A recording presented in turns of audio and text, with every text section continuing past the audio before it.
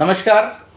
Law literacy platform पे आप सभी का स्वागत है और आज हम एक नए मुद्दे के साथ, नए टॉपिक के साथ आपके समक्ष हाजिर हैं। और आज का टॉपिक है दल बदल विरोधी कानून क्या है। तो दल बदल विरोधी कानून का यदि ओरिजिन हमें जानना हो तो 1967 में हरियाणा के एक विधायक होते थे गयालाल जी। उन्होंने एक ही दिन में 3 बार पार्टी को बदल दिया। इस प्रथा को बंद करने के लिए 1985 में 52वां संविधान संशोधन किया गया। संविधान में 10वीं अनुसूची को जोड़ा गया। इस अनुसूची में दल बदल विरोधी कानून को शामिल किया गया।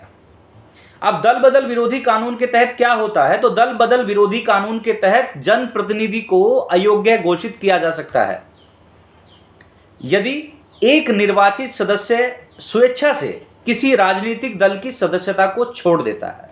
ये इसके शर्तें हैं। दूसरी शर्त क्या है, कोई निर्दलीय निर्वाचित सदस्य किसी राजनीतिक दल में शामिल हो जाता है। तीसरी शर्त, किसी सदस्य द्वारा सदन में पार्टी के पक्ष के विपरीत वोट की जाती है, यानी क्रॉस वोटिंग की जाती है। चौथी, कोई सदस्य स्वयं को वोटिंग से अलग रखता है, यानी वॉकआउट कर जाता है। पांचवा, 6 महीने की समाप्ति के बाद कोई मनोनीत सदस्य यदि किसी राजनीतिक दल में शामिल हो जाता है तो ऐसे जनप्रतिनिधि को अयोग्य घोषित किया जा सकता है। और ऐसे जनप्रतिनिधि को अयोग्य घोषित करने की शक्ति किसके पास होती है, तो दल बदल कानून के मुताबिक सदन के अध्यक्ष के पास सदस्यों को अयोग्य करार देने के संबंधी निर्णय लेने की शक्ति होती है। और यदि सदन के अध्यक्ष के दल से संबंधित कोई शिकायत प्राप्त होती है तो सदन द्वारा चुने गए किसी अन्य सदस्य को इस संबंध में निर्णय लेने का अधिकार होता है।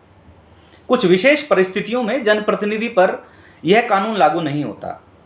तो इस कानून में कुछ ऐसी विशेष परिस्थितियां पैदा होती हैं जिसमें इसका उल्लेख हम आपके सामने करेंगे, जिनमें दल बदल करने वाले जनप्रतिनिधि को मुख्यतः अयोग्य घोषित नहीं किया जा सकता हो, क्योंकि इस कानून में राजनीतिक दल को किसी अन्य राजनीतिक दल में विलय करने की अनुमति दी गई है।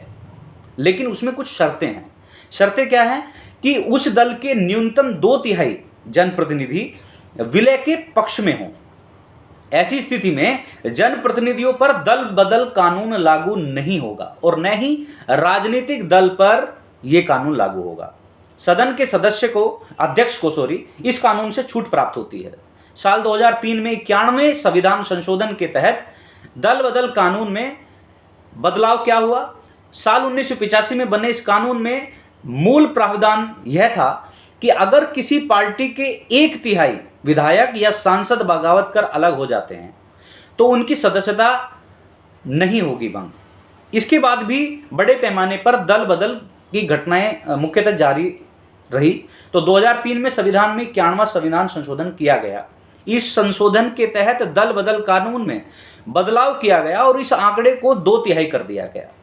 दल बदल विरोधी कानून पर बनी समिति और उसकी सिफारिश जो योग्यता संबंधी निर्णय लेती है, वर्ष 2002 में दिनेश गोस्वामी समिति थी और न्यायमूर्ति MN वेंकट चलैया की अध्यक्षता वाली जो संविधान समीक्षा समिति थी, उन्होंने राष्ट्रपति, राज्यपाल तथा चुनाव आयोग से एक ठोस निर्णय लेने की सिफारिश की।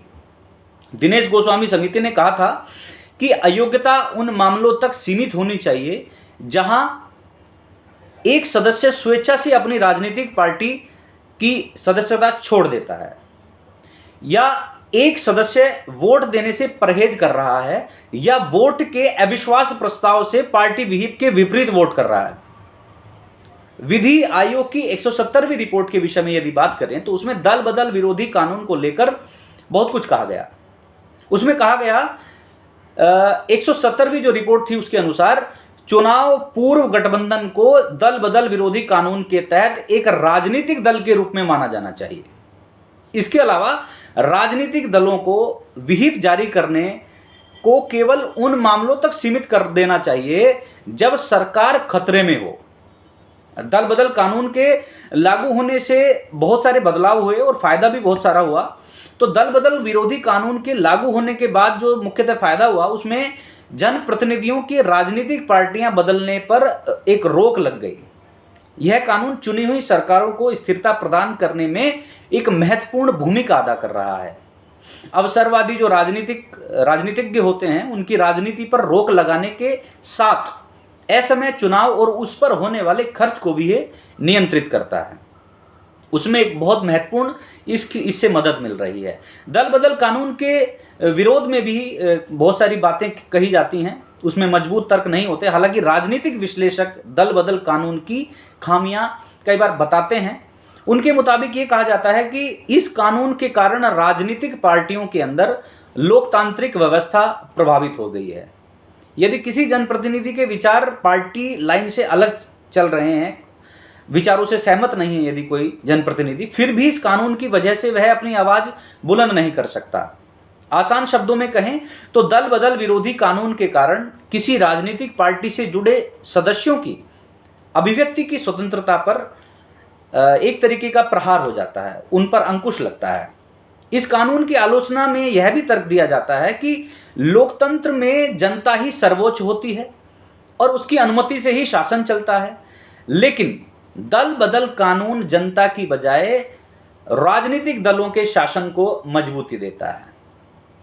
तो इस तरीके के जो मुख्यतः बिंदु हैं उन पर हमने आपको बताया कि किस तरीके से दल बदल कानून का एक फायदा मिलता है और किस तरीके से वो एक अभिव्यक्ति की स्वतंत्रता पर आघात भी करता है। यदि आपको ये हमारा लेक्चर पसंद आ रहा है तो इसको शेयर जरूर करें और लॉ लिटरेसी की अन्य वीडियो को देखने के लिए हमारे चैनल को सब्सक्राइब भी करें। नमस्कार।